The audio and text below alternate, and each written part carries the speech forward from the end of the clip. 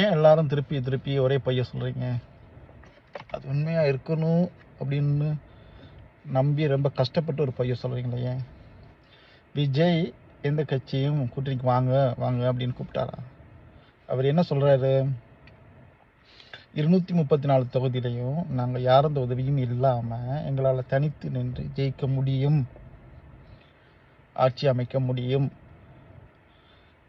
எங்களை நம்பி எந்த கட்சியாவது வந்தால் அவர்களுக்கும் ஆட்சியில் பங்கும் அதிகாரத்தில் பங்கும் கொடுப்போம். அவர்களுடைய உழைப்பை மட்டும் சுரண்டி கொள்ளாமல் அவர்களுக்கு உரிமையையும் கொடுப்போம் அப்படின்னு சொல்லி இதனால் வரையில் தமிழ்நாட்டில் இல்லாத, தமிழர்களுக்கு கிடைக்காத உரிமையை கொடுக்க முன்வரும் ஒரு தலைவரை நீங்கள் என்ன பண்ணுறீங்கன்னு சொன்னால், இல்லாதது போலாம் சொல்லி அவர்கிட்ட யாருமே போகலை, அவர் தனியாக விட்டுட்டாங்க, நாங்கள் அளவே இல்லை, நீங்கள் அழுகிறீங்க நாங்கள் தனியாக இருக்கோம்னு.